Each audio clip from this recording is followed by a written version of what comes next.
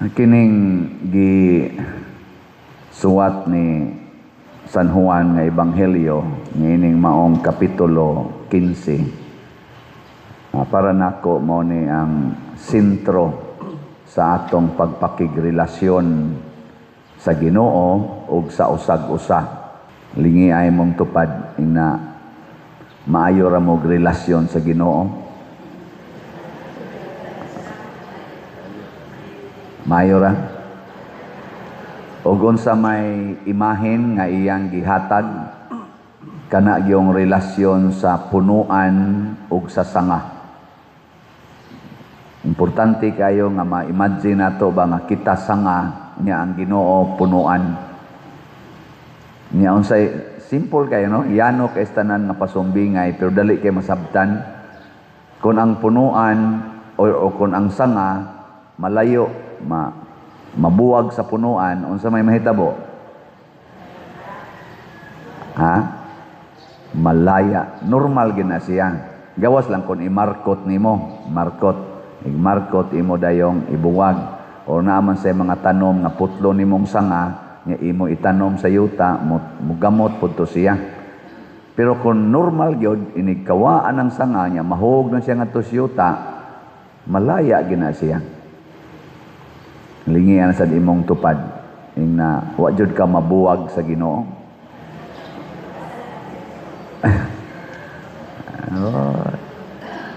Og unsa may atong problema nganong mabuwag man tas Ginoo, mga katikista kahibaw kayo ani na mantaron sa summer catechesis.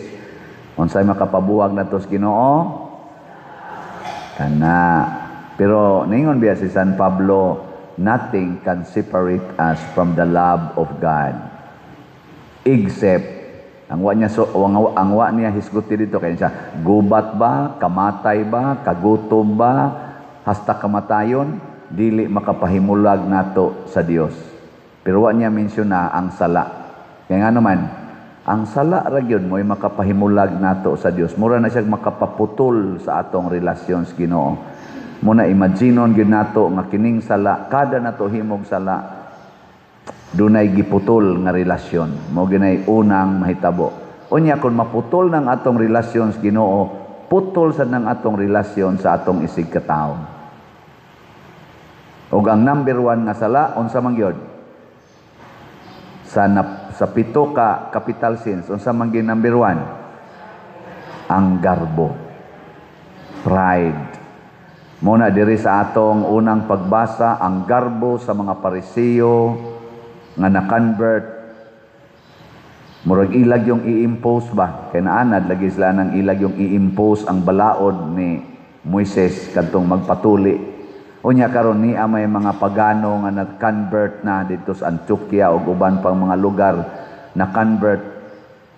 Gi-aprobahan man nila ni San Pablo o ni Bernabe nga dili ra kinahanglan ng physical circumcision, aporting lalisa. Kanang garbo mo na siya mo impose unsay iyang gusto. Hilingi ana sa imong tupad. Ing na kinsay nag-impose anang imong naong. Na kinsa bay nag-impose anang imong naong, kanang color sa imong buhok, kanang porma sa imong kilay. Kinsay nag-impose ana, ang Ginoo o ang garbo? So go na mong tubag. So sa ato pa, naputol. Kada nimo color sa imong buhok, naputol ng imong relasyon sa Ginoo. Nya giusab pag nimo kiss-kiss imong kilay, ani samot kaputol. Ni paputi pa jud kasi imong naong naputol na gyud maayo. Basin sa naong pa lang nimo nasiparit na kas Ginoo. Nga imbis mo nindot imong kinabuhi, malaya na hinoon. Malaya ba? Mas stress na ka, maratol na ka, hangtod magdepresyon na ka. Mabita ng uban, moingon na lang, patya na lang ko injeksyonin na lang ko, kanang euthanasia ba? Injeksyonin na lang ko makamatay, kaya wa naman kapuslanan sa dakong kinabuhi, mura ginana, bitaw. Wa na kapuslanan. Unsa pa may ako, daot na kay ko, bati na kay kog naong, Ana, kunot na kay kugnaw. Nya, ako sang buhok, hurot-hurot na sad ka larag. Ana, akong kilay, wa na, nipis na kaayo. Wa na'y kapuslanan. Nya, di na sa ko kahimo, kaya akong tuhod, pati sakita. Ana, di na akong hawak, pati sakita. Mag-wheelchair na lang ko, injeksyonin na lang ko, kay useless naman ko. Ana, pero maatats lang kita sa Ginoo, masumpay lang kita sa Ginoo, matod pa ni Kristo, magsigi ra gyud mog pamunga. Sige ra gyud mog pamunga. Sa to pa, useful gyud ka kanunay basta naka-attach ka sa Ginoo. Bisan pag naa kay sakit, sama ni San Roque, sama ni Saint Therese of the Child Jesus, nila ni Saint Francis, Santa Rita of Cassia, o uban pang mga masakiton nga nangamatay sa ilang sakit, pero ang ilang sakit mao na hinoy-hinungdan nga namunga silag maayo sa kabalaan sa kinabuhi. Ana, lain na sang lingi. Ang di mo lingi, malaya. Sige, lingi ay mong tupad. Ing na daghan kag bunga rong buwana. Na daghan kag bunga. Daghag bunga.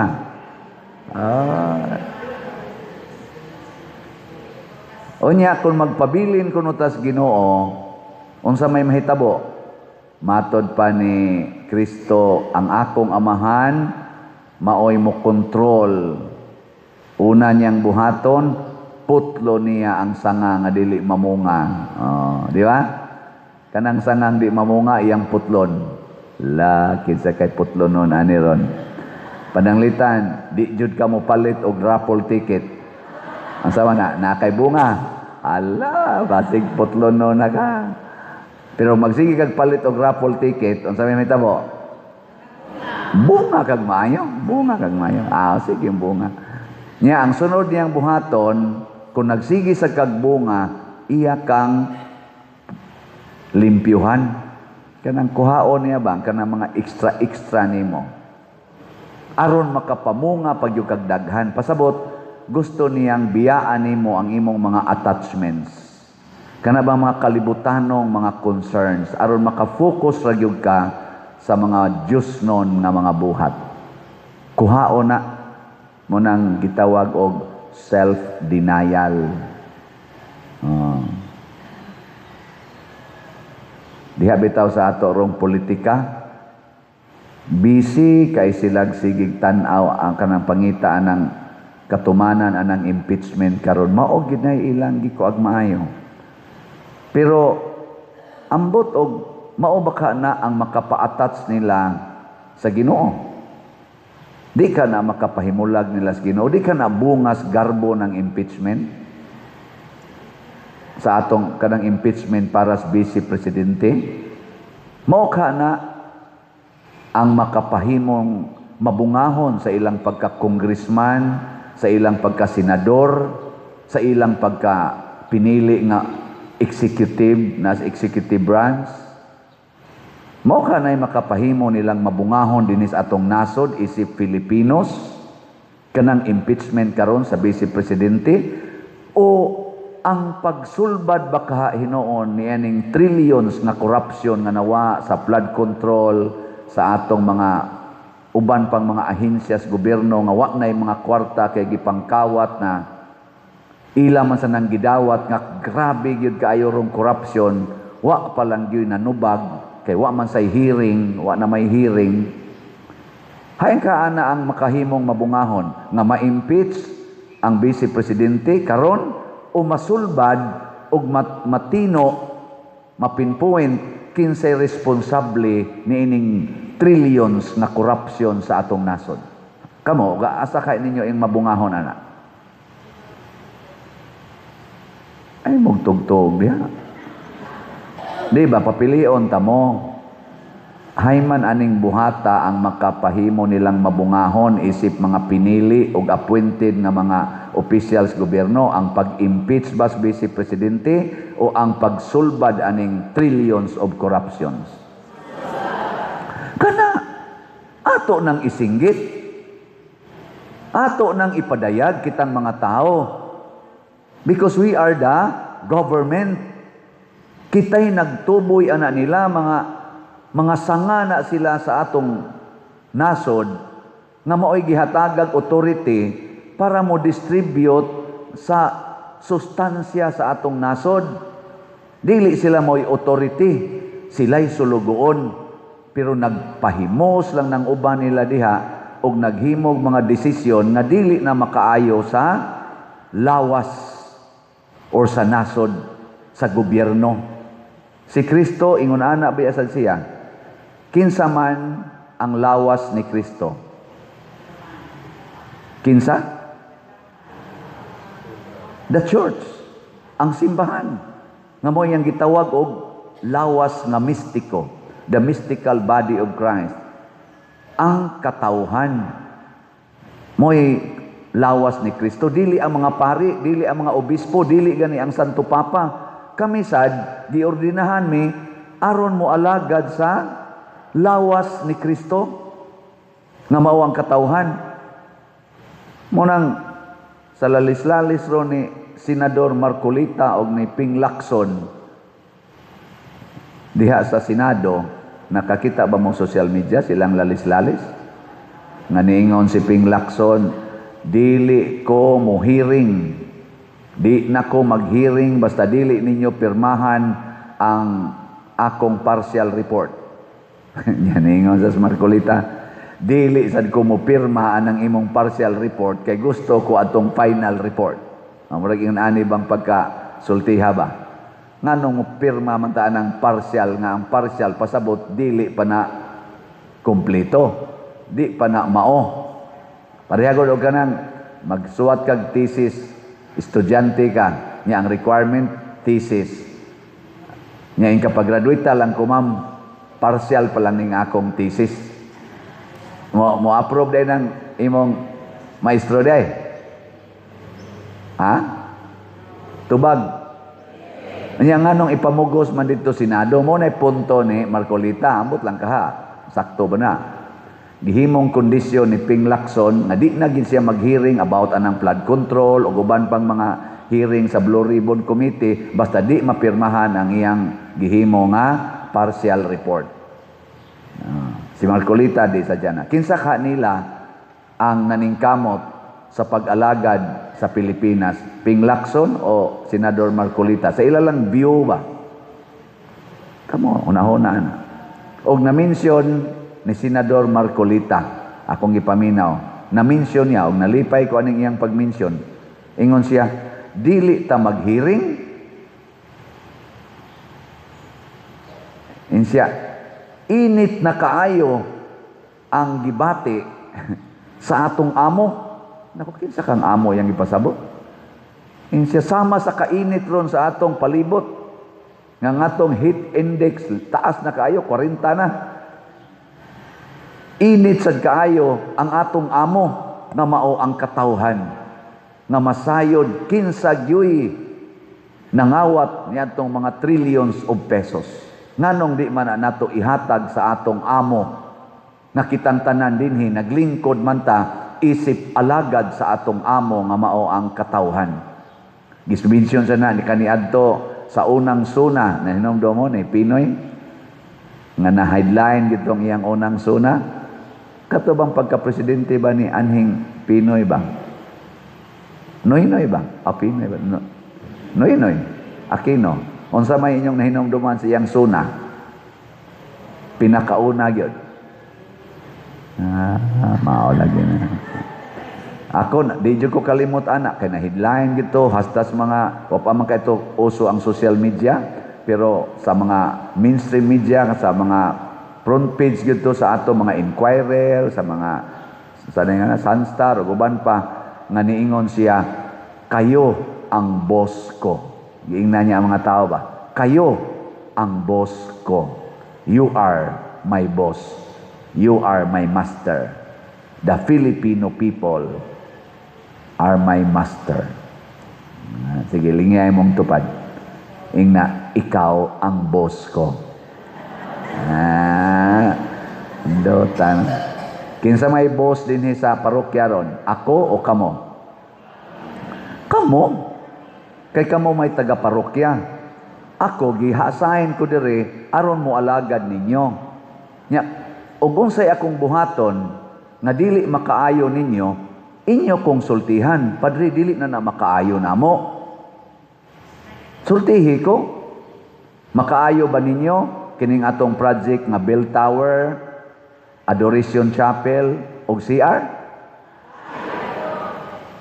Makaayo ba ninyo nga ato sang projecton nga ato ning repairo o ilisan ang ato mga gubaon ng lingkuranan? Makaayo ba ninyo nga ato nang gubuon ang naang gasigi nag-aksyog bitay-bitay pangatagak diha nga kanang atop anang buta pumero nya ato nang himuon nga kana ganing way of apostles, walk of apostles?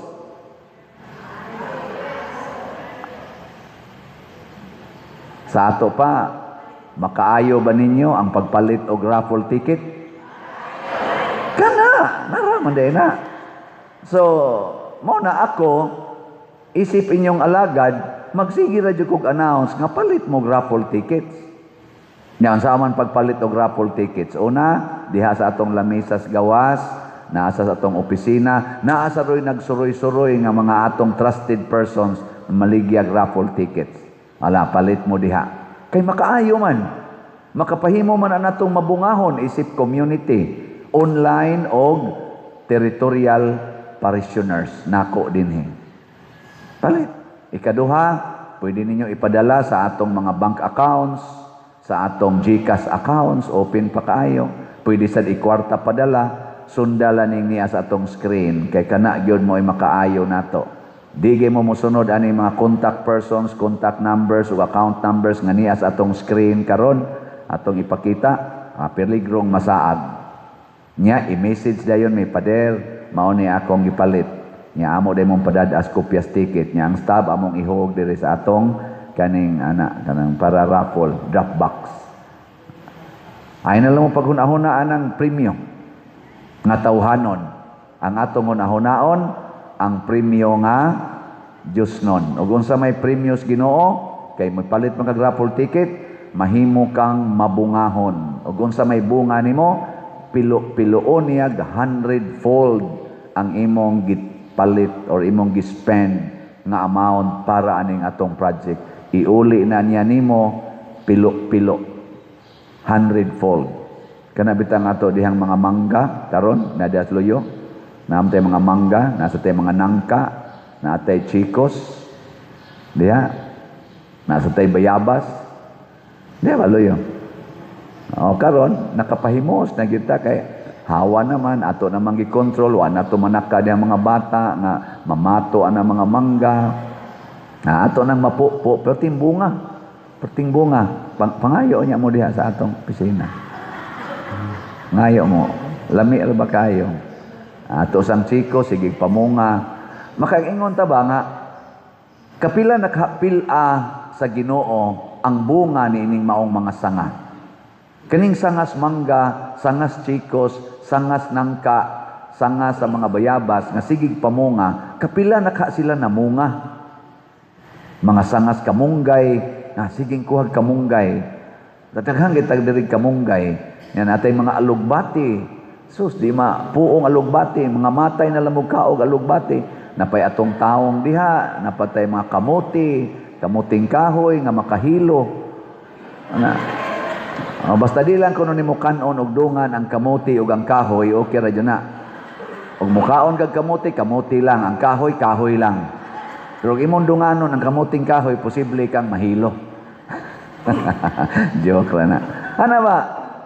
Kada niya pabunga, kanig yung sanga, aritas kahoy mo focus ba? Kada niya bunga, ilisa na sad siya, glain na sad nga muputot na pod siya, kapila na kaha, tungod kay gasigi man siya pamunga. Ingon ana pod ta, pabungahon tag mais Ginoo, kung magsigi taghatag para sa kaayuhan sa katilingban. Iampo natong atong mga elected ug appointed government officials ug kami sang mga leaders sa simbahan nga ang amo untang concern mao ang lawas ni Kristo, the mystical body of Christ, ang katawhan kay mao ni ang angayng alagaran, kay mao ni ang presensya sa Ginoo mabitan ang nahimo na kanang word nga vox populi, vox Dei. Ang pasabot ana, ang tingog sa katawhan maoy tingog sa Ginoo. Last na lang lingi, simong tupad. Ang di mo lingi, malarag. Okay. Ingna imong tupad. Ingna magsigi na jud kog palit og raffle ticket. Ana.